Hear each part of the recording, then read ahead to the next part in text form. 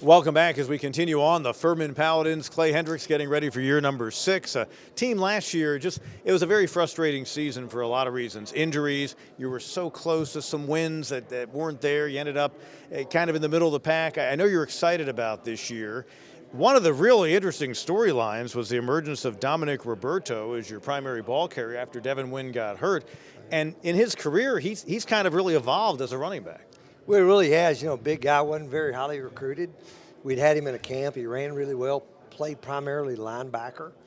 And when we were truly looking for more of a true fullback type body, and I tell you what, this offseason, he's actually leaned up to about 232 pounds, great testing numbers, and he really is. He's a really good running back. He's got good vision, really good skills as a back, and I think probably him and that group maybe is one of the strengths of our team. A lot of depth there to the extent where you've been able to move Wayne Anderson from the backfield to wide receiver, but other running backs, Kendall Thomas returns. I know you're excited about a player named Grant Robinson maybe emerging out of the backfield this year. Well, really, Grant Robinson and Mayan Hicks, 2 Texas kids that we signed, and since he redshirted both last year, and they're both, I think that group, the smallest guys, probably 215 pounds, Wow. So they're all a pretty good sized group. And and I think, a little bit some of the changes offensively, we still want to run the football and do some different things. But I think we'll still have 2 backs in the backfield some. Sure. Can't say maybe as much as we have in the past, Yeah. but we certainly want to use those guys. And Devin Abrams, who's been there for a long time. When you go 2 backs, he's going to be clearing the way. And he close to the goal line. He's as good a weapon as anyone in this conference. Well, just been an unbelievably dependable guy.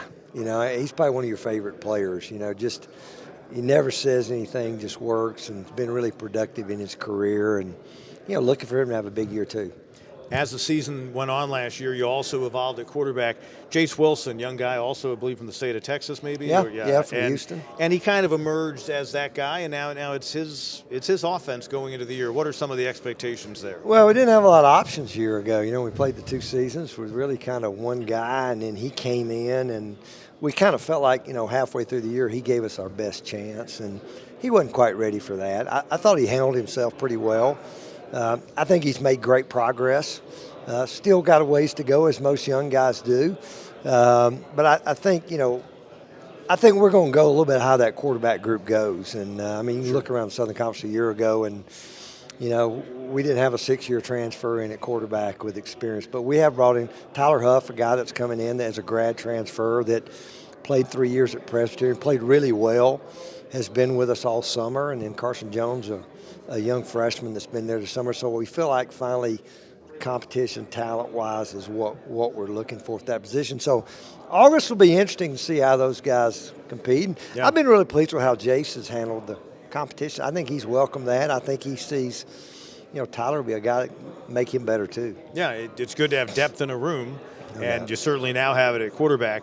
For the targets in the passing game, I was really impressed with the emergence of Joshua Harris last year at receiver. He's among a group of guys kind of on the boundary, and then you got old Mr. Reliable and your tight end Ryan Miller.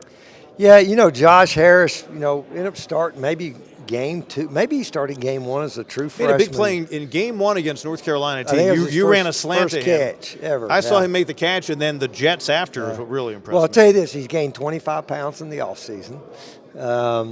And again, natural maturation from a freshman, but hadn't had a guy really kind of like him, I know, since we've been back. Yeah.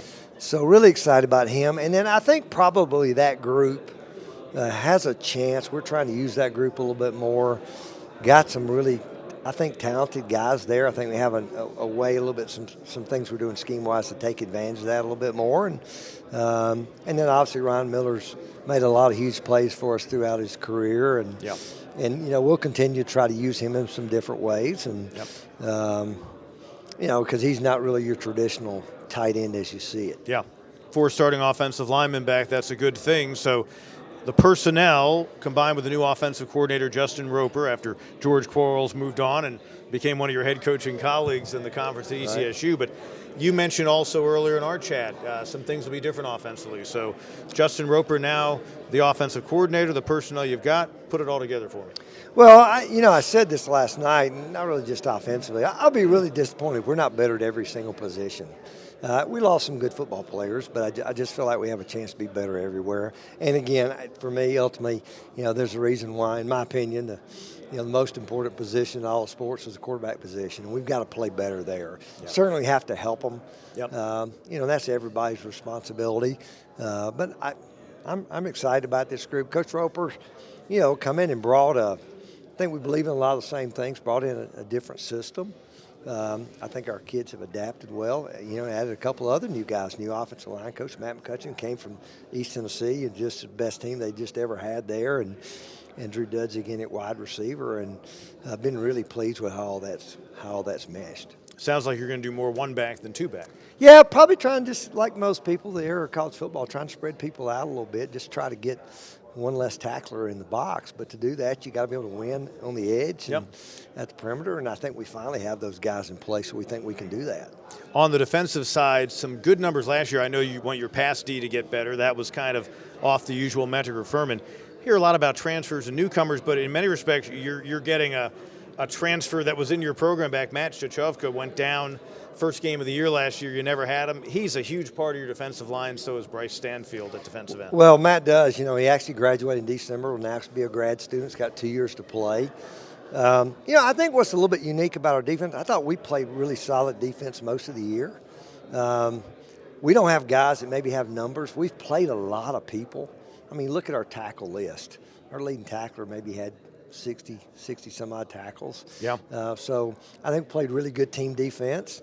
We think the depth part really pays off for us. And again, I think we've got good depth. We got 5 corners that have started games now coming back, and I think Hugh Ryan's a heck of a football player.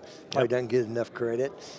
He's the one who led you with the 62 tackles at safety. Right. You mentioned the corner. Travis Blackshear, as good as anyone in this league at corner. Well, and I agree. And I think we've got some other guys. We go to Sanford and don't have Travis. Played the last game, had 2 young guys against a team that just put a 42 against Florida in the first half. And so I think we've got some good pieces over there. We got to be better rushing the passer. You talk about pass coverage. Well, we got to be better at getting after passers a little bit. Our league's changed a little bit, just schematically. Sure. And you've got to be able to adapt to that. And we've tried to address that in recruiting. And, have a couple of grad transfer kids I think are going to have a chance to help us out there. And that could be a big part of it. You get more sacks when you have more coverage ability. No doubt. Linebacker Braden Gilby's been around for a while, had another good season. Nick Kuzemka. And then you got a guy with a great last name who actually has bloodlines with the great Joe DiMaggio, Evan DiMaggio. Tell me about him. I think Evan, he and a kid named Bryce McCormick are 2 of our, I don't know where they were in the tackle chart, but neither one started a game. Played a lot of special teams, but were incredibly productive. Evan's a big kid. Braden Gilby's a big-bodied guy, and we'd moved him around a couple spots in the spring, moved him back to inside backer, and I thought he had a great spring, and again, excited to see what he can do. Brought in a kicker from NC State. You lost a great one in Timmy Bleekrode. He moved on. But tell me about Ian Williams and what he'll bring, because that's been a really big part of the story since you've been there. You guys have always had really good special teams. Yeah, we've been really solid there. We got a kid named Ryan Levy going to take over punting, and, really probably should have inserted him there last year at some point. Tim was doing everything. Yeah, take some of the pressure off. And Ryan, I think, has a chance to be a really, really good punter there. He's a guy you hadn't heard much about. He's been in our program for 2 years. Same long snapper. June Ashby's fantastic at what he does. Axel Lapro is a kid that kicked off for us the last 2 years, has been really solid. So he and Ian, Ian's a kid that we wanted out of high school. Yeah.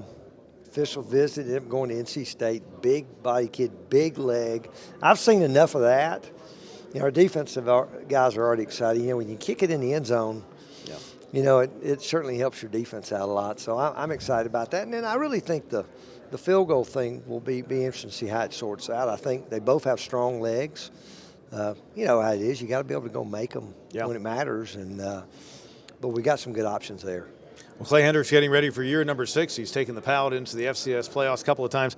I know you want to get him back there this season. Best of luck to you. Thank you very much. And we continue on looking ahead to what's coming up in the fall in Southern Conference football as we roll forward here on our 2022 SoCon football kickoff.